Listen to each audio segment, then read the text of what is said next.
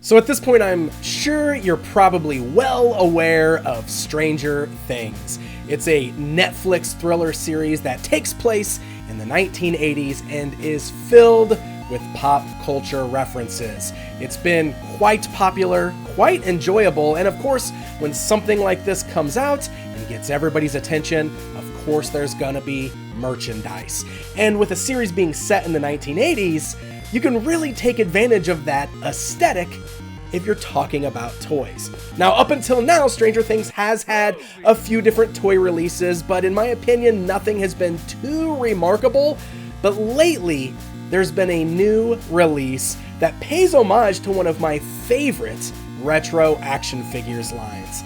So today we're going to take a look at the brand new Bandai Stranger Things Fright Features figures.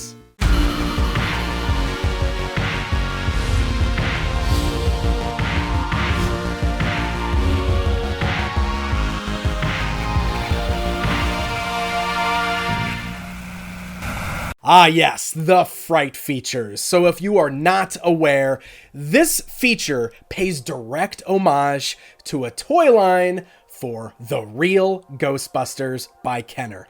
Kenner's Real Ghostbusters line was a favorite of mine as a kid, and like many of the other action figures of the time, oftentimes they would re-release the main four characters just with some new gimmicks in order to keep those main heroes on store shelves. It's a pretty common action figure sales tactic. You see it all the time with Teenage Mutant Ninja Turtles, Batman, Masters of the Universe. The main guys always get reissued just to keep them available.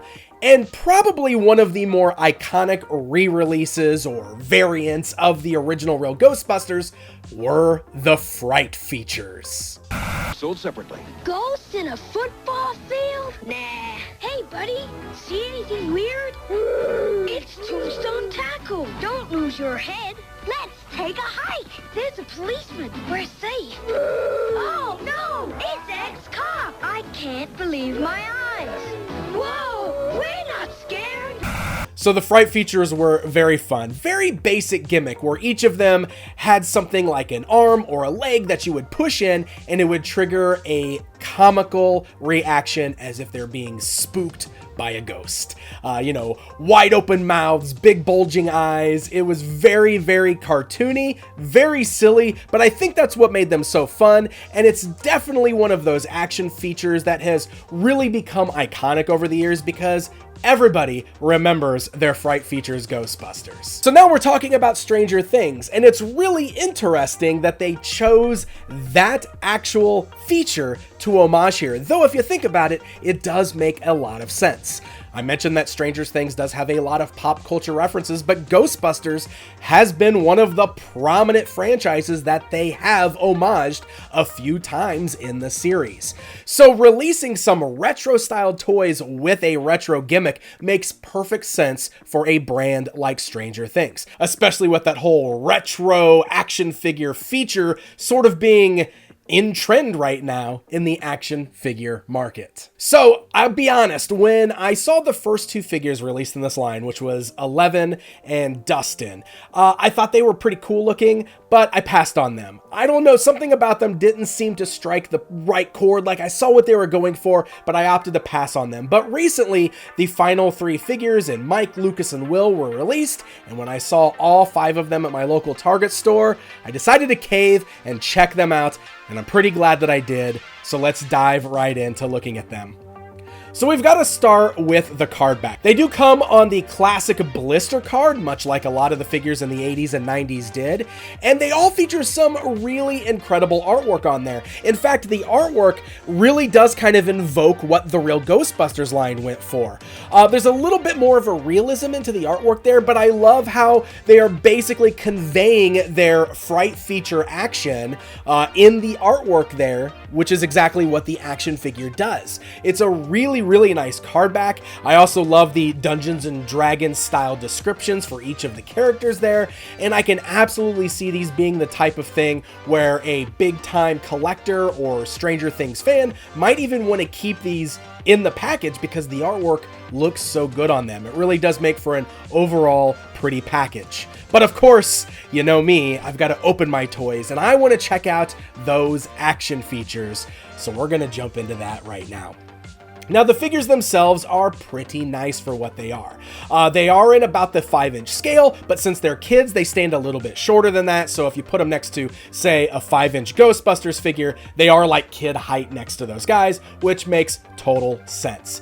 Now, the figures themselves, when I'm looking at the detailing, they definitely have that retro vibe, though I will say that the details are a little more lackluster than compared to Ghostbusters. I'm going to do a lot of direct comparison to Ghostbusters here because I think that's exactly what this toy line is doing, so that makes the most sense to me. And even though, you know, the retro Kenner Ghostbusters figures were very stylized and very cartoonish, I do feel like there was still a little bit more detail going on in the faces. The faces on a lot of these figures, specifically with 11 and I don't know, even Dustin, I mean, they almost look a little too smooth and not enough details in the face, and they definitely have that ventriloquist dummy thing going on because of the lines on the mouths. Now, to be fair, the Ghostbusters figures had the same thing going on, so I can definitely look past that because it ties directly into their action features.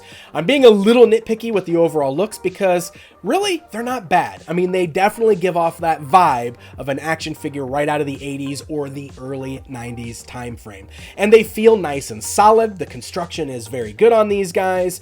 Articulation is minimal because everything is tied directly into those action features. So let's talk about those. Let's start with 11. She was one of the first figures released, and she's really the only figure that isn't scared. Rather, she triggers one of her features, her powers, directly out of the series. By pressing her legs together, she thrusts her arm forward as if using her powers, and a little drop of blood drips out of her nose. That is insane to me. I mean, let's think about that for a minute. We definitely did have the gross out toys in the 80s, but I am not so sure a human figure whose feature is blood coming out of their nose would have passed back in the 80s. This is actually kind of amazing. Dustin is a favorite of mine in this particular series. He's fantastic. Very similar, where if you push the little button on the backpack on his back, he gets scared. But this one really feels like a true, real Ghostbusters kind of action feature, because not only does his mouth open up, but the hat flies up off his head, and it reveals his little buddy Dart under his hat. Dart's a little hard to see, but you can actually pop the hat off the peg there and you can get a better look at him. All in all, really great action feature. Dustin is probably one of my favorites in the line. And let's go and stick with some of my favorites, because I think Lucas is also a favorite and might actually be the best one in the line. He's one of the very few that actually has an accessory, because it comes with his slingshot that he can hold in his right hand. And with him, very similar to 11, by squeezing his legs, he will not only thrust his slingshot forward, but he will open his mouth wide open as if he's screaming. This one really feels a lot like Winston from the Fright Features line, who had a very similar wide open mouth look. Really fun action feature. This one is definitely a win for me. So then we're going to talk about Will. Of course, he's one of the main subjects in the series, the poor guy that got trapped in the Upside Down.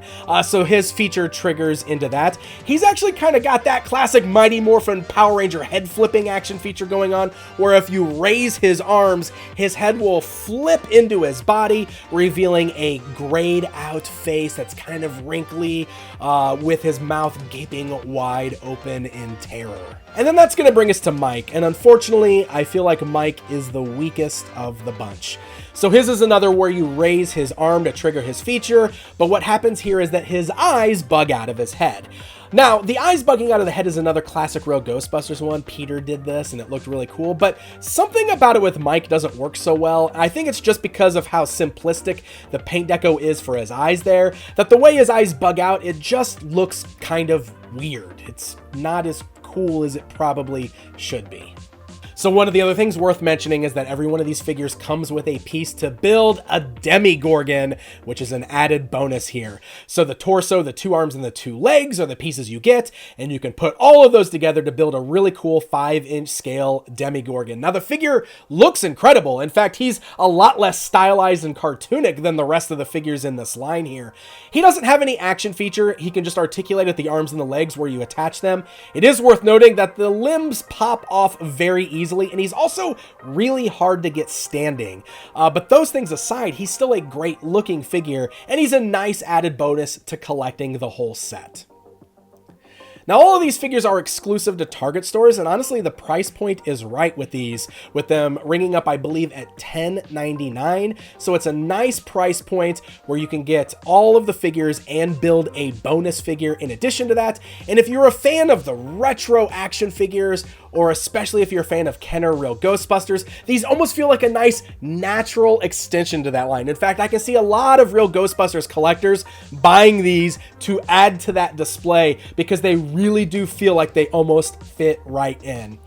While I wasn't keen on these when they first hit, I ultimately came around to them and I picked them up, and honestly, I'm glad that I did. My few minor nitpicks aside, I think they are very fun, and honestly, the retro aesthetic and the vibe of these perfectly fits in with Stranger Things in my opinion, and I think these are some of the best collectibles as far as toys go for this franchise so far. So definitely worth checking out. Like I said, I think the price point is right. They seem to be relatively easy to find, at least as of the recording of this. So pop into your Target store and check these out for yourself.